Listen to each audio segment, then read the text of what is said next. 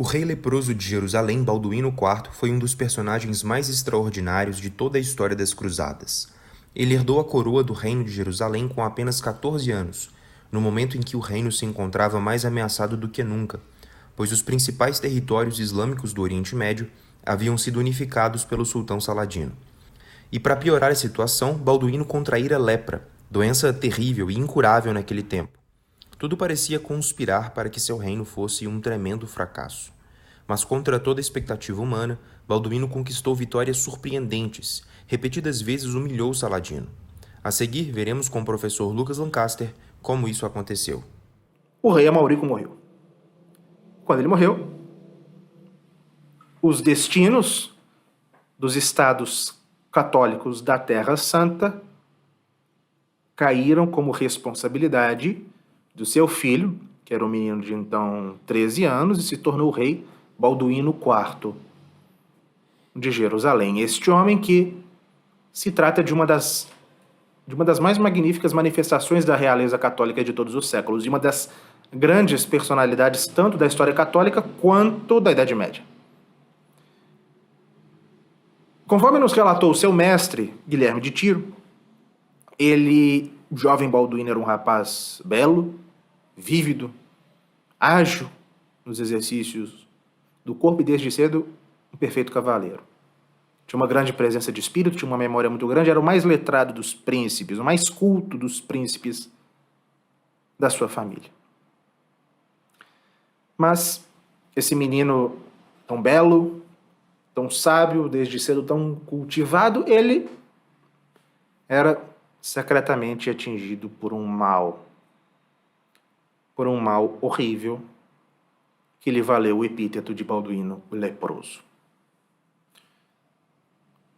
O dia em que a lepra foi descoberta, em que a doença foi descoberta nele, é relatado pelo próprio Guilherme de Tiro, o seu tutor. Ele diz que certa vez o pequeno Balduíno estava brincando com uns filhos de uns barões de Jerusalém. E que os meninos eles estavam brincando de infligir dor uns aos outros, beliscando os braços uns dos outros. E Guilherme de Tiro notou que enquanto os outros sentiam dor, o pequeno rei não sentia nada. Guilherme de Tiro foi ver e viu de fato que a epiderme do menino era insensível. Ele não sentia nada. E ele foi levado aos médicos e os médicos confirmaram o diagnóstico. O reinado desse rei infeliz, de 1100, que governou Jerusalém por 11 anos, de 1173 a 1185, de 1174 a 1185, diz Grosset, o reinado dele não deveria ser mais do que uma lenta agonia, mas uma agonia a cavalo, face ao inimigo, toda enrijecida no sentimento da dignidade real, do dever cristão e das responsabilidades da coroa nessas horas trágicas em que, ao drama do rei, respondia o drama do reino. E quando o seu mal for muito duro, quando o leproso não puder montar sobre a sela, ele se fará ainda portar em uma maca sobre o campo de batalha. E a aparição desse moribundo, acamado, colocará em fuga os muçulmanos. Quando ele se tornou rei, ele tinha apenas 13 anos, não podia governar. A regência foi conferida primeiro a Milão de Plancy e depois ao conde de Trípoli, Raimundo III. Mas desde muito jovem ele mostrou quem ele era. Por quê?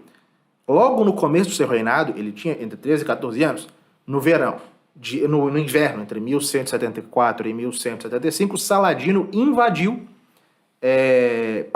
Saladino partiu para invadir Alepo. Alepo era a última cidade muçulmana da Síria, que ainda não estava sob a autoridade de Saladino. E os cruzados sabiam que Saladino conquistar Alepo seria uma tragédia. E os muçulmanos de Alepo pediram ajuda aos cruzados para se defender de Saladino. E o regente do reino de Jerusalém, o conde Raimundo de Trípoli, partiu com os exércitos cruzados ao norte para ajudar os muçulmanos de Alepo, porque seria uma tragédia. Se Alepo caísse nas mãos de Saladino, desde o Sudão até o Eufrates, tudo estaria nas mãos de um único chefe muçulmano. Então, o conde de Trípoli partiu para o norte para ajudar Alepo e conseguiu, né? Em fevereiro de 1175, que Saladino retrocedesse. Mas, enquanto no norte o regente afastava Saladino, no sul o rei garoto não ficou inativo. Ele tinha entre 13 e 14 anos. 1175, ele se colocou à cabeça dos seus soldados e empreendeu uma brilhante cavalgada no maciço do Hermon até Dareia, 5 quilômetros de Damasco. E Saladino, né, ante a perspectiva de uma guerra em 2 frontes, um ao norte e um ao sul, se afastou e decidiu concluir a paz com os cristãos. E no ano seguinte, em 1176, Saladino tentou novamente tomar Alepo e dessa vez foi o jovem Balduíno IV, com 15 anos, que, liderando os seus homens, colocou-se na estrada, em campanha, dessa vez pelo vale de Beca, e infligiu uma derrota a um corpo armado de Saladino, que foi obrigado a retroceder mais uma vez. Eis o grande Saladino, senhor da Síria e do Egito, retrocedendo diante de um adolescente cuja lepra avançava de um dia, cada vez mais, de um dia para o outro. O mal dele aumentava, né? Era um mal incurável, obviamente, e a lepra ia se difundindo pelo seu corpo, deixando cada vez pior. Mas mesmo acamado, mesmo abatido, o rei Balduíno nunca estava disposto a fazer o seu reino perecer, nunca estava disposto a fazer que o reino cristão da Terra Santa perecesse. Em novembro de 1177, explodiu novamente o conflito entre o reino cruzado de Jerusalém e Saladino. Saladino decidiu atacar Ascalon. Ascalon, que o tio de Balduíno IV, Balduíno III, havia arrebatado aos egípcios em 1153, mais de 20 anos antes. Com o rei Balduíno, né, não havia mais do que 400 cavaleiros, porque o grosso do seu exército estava guerreando ao norte, contra as tropas de Saladino ao norte, mas Saladino estava invadindo com seus exércitos egípcios pelo sul para tomar Ascalon. Com Balduíno em Jerusalém, havia apenas 400 cavaleiros e uns 2.000 soldados a pé. Mas ele foi. Ele reuniu os soldados que pôde e partiu, com a relíquia da Vera Cruz acima dele, para impedir que Saladino invadisse o reino cruzado pelo sul. Ele marchou tão rápido que chegou antes de Saladino diante de Ascalon. Só que, quando Saladino chegou, Saladino com um exército egípcio de 26.000 homens, quando ele chegou e viu aquele exército de 400 cavaleiros e uns 2.000 soldados diante dele, a situação dos cristãos parecia tão desesperada que Saladino, negligenciando a força do rei Balduíno, foi embora. Deixou diante de Ascalon apenas uma pequena parte das suas tropas e partiu com a maior parte delas para invadir o reino, talvez chegar até a Jerusalém, que estava sem defesa, porque as tropas estavam ao norte, ao sul, Jerusalém estava em defesa. Inclusive, na sua marcha triunfal, sem obstáculos, Saladino foi saqueando todas as cidades e chegou a Monguizar. E ele estava atravessando o Rio Jordão quando ele viu atrás de si aquele contingente cristão que ele achou que seria em 2 tempos derrotado nas portas de Ascalon, mas não.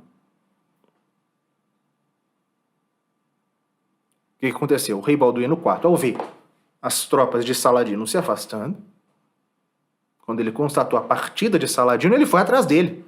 Foi atrás de Saladino com seus 400 cavaleiros. Era aquele dia 25 de novembro de 1177. Em circunstâncias semelhantes, a cavalaria cristã, que não era boba, e viu o tamanho do contingente islâmico,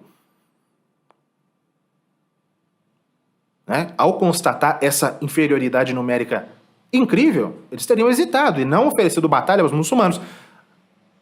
Mas o ardor dos primeiros cruzados inflamava o rei leproso.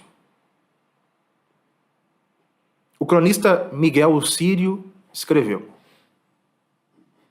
Deus, que faz aparecer sua força nas fraquezas, inspirou o rei enfermo. Ele desceu de sua montaria, se prostrou em face contra a terra diante da cruz e rezou, entre lágrimas. Ao ver essa cena, os corações de todos os soldados foram tocados. Eles juraram sobre a cruz não recuar. E assim deu-se a batalha. Na primeira fileira, o bispo de Belém erguia a cruz e os cristãos, com o rei Balduíno à frente, se lançaram sobre os muçulmanos. Os muçulmanos pensaram em um primeiro momento, né, que iam esmagar os cristãos por causa do seu número, só que com o tempo foram perdendo a confiança ante a fúria dos inimigos, ante a fúria dos cristãos, e ao cabo, Saladino, sultão do Egito, de Damasco, com seus milhares de turcos, de curdos, de árabes, de sudaneses, fugiu diante dos 400 cavaleiros do adolescente leproso. Diz Grosset que a batalha de Monguizar foi, ele diz que nunca mais bela vitória cristã tinha acontecido no Levante. Foi, sem dúvida, a grande vitória da história das cruzadas, se não em termos de impacto político, em termos de feito militar, foi indiscutivelmente a grande vitória da história das cruzadas, a Batalha de Monguizar. E o rei aproveitou essa vitória para proteger principalmente a Galileia, que era uma região bastante frágil, construiu castelos, fortificou castelos já existentes, foi aniquilando destacamentos isolados de Saladino aqui e acolá, e em 1180,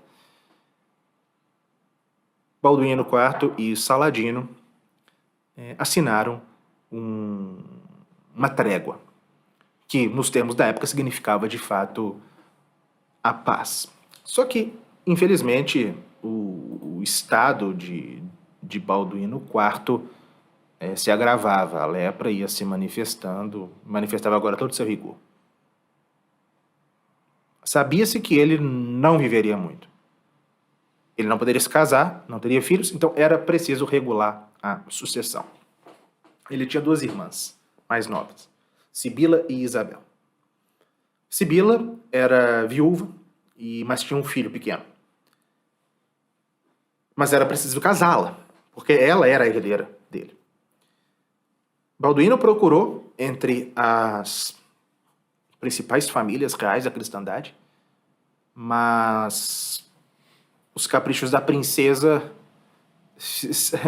falaram mais alto e ela se casou em 1180 com um nobre poitevino da França, sem fortuna, filho mais novo, e sem outro dote pessoal, senão a fama de ser o homem mais belo do seu tempo. Se chamava Guido de Lusignan. A princesa Sibila se apaixonou por ele se casou com ele. Balduíno não queria aceitar de jeito nenhum, mas acabou aceitando, e esse romance entre Sibila e Guido, agora seu marido, teria consequências políticas desastrosas.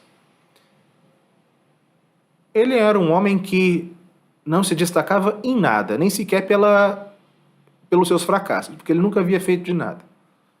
Então, uma escolha tão frívola, num momento como aquele, em que o rei leproso se encaminhava para a tumba, quando o Egito e a Síria se uniam sob a mão de ferro de Saladino, era um desastre. Então, por um lado, nós temos isso. Balduíno morrendo, alçado à condição de herdeiro consorte, pelo menos, né, por direito da sua esposa. Um homem inepto. E, além disso, entra em cena um ator novo, mas na verdade não tão novo assim, que era Reinaldo de Chatillon. O antigo príncipe de Antioquia, que 16 anos antes havia sido preso pelos turcos, que foi solto das prisões turcas, e mal saiu, arrumou um outro casamento, que a sua primeira esposa tinha morrido, arrumou um casamento vantajoso também, se tornando senhor da Transjordânia por casamento. E após tantos anos, na verdade ele só ficou pior. Ele continua aquilo que nós já vimos, um barão salteador, sanguinário, uma espécie de beduíno francês no meio do deserto. E logo, desde que se tornou senhor da Transjordânia, ele já manifestou a sua ânsia por guerra e por pilhagem, porque o seu território, o seu feudo, ficava justamente na rota das caravanas do Cairo até Damasco. As duas capitais de Saladino, as caravanas de uma cidade até a outra passavam pelo território desse homem. E essas caravanas repletas de riquezas. E mais, ele não apenas atacava essas caravanas, como entrava em território muçulmano. O grande plano dele era saquear Meca. Ele tentava chegar em Medina e em Meca, não conseguia. Mas tentou mais de uma vez. Em 1181, no ano seguinte, estava em plena paz. No ano seguinte de ter sido selada a paz entre o rei leproso e Saladino, ele penetrou na Arábia e surpreendeu uma imensa caravana que se dirigia de Damasco até Meca e a saqueou.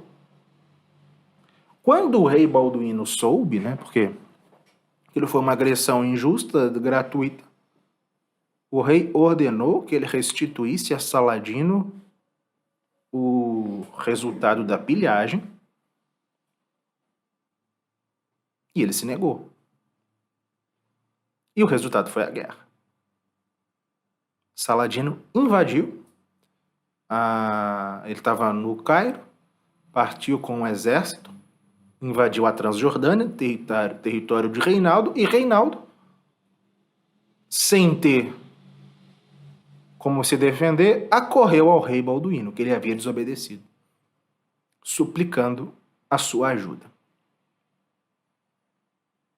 E Balduíno IV, o jovem rei doente, morrendo, mas o heroísmo dele ultrapassava a saúde, desceu de Jerusalém até a Transjordânia para defender Reinaldo de Chatillon.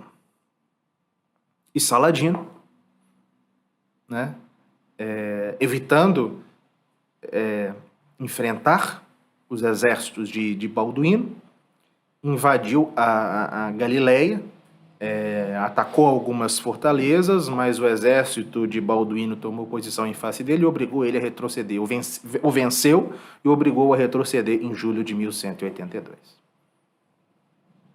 Isso foi em julho.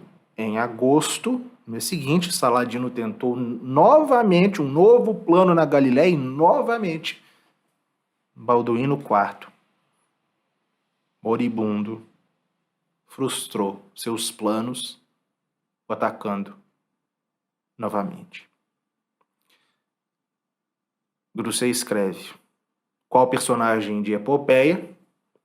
Uma epopeia cristã, onde os valores espirituais prevalecem, que esse jovem chefe, cujos membros corroídos de úlceras e as carnes prestes a cair, se faz ainda carregar a cabeça das suas tropas, as galvanizando por sua presença de Marte, e no meio de seus sofrimentos tem novamente o orgulho de ver fugir Saladino. Este vídeo que você acabou de assistir do professor Lucas Lancaster é apenas um trecho de uma das 170 aulas já disponíveis na Escola de História da Igreja. Convidamos você a sair da superficialidade e estudar a sério conosco na escola. Clique no link aqui do lado para acessar o nosso site e fazer a sua matrícula.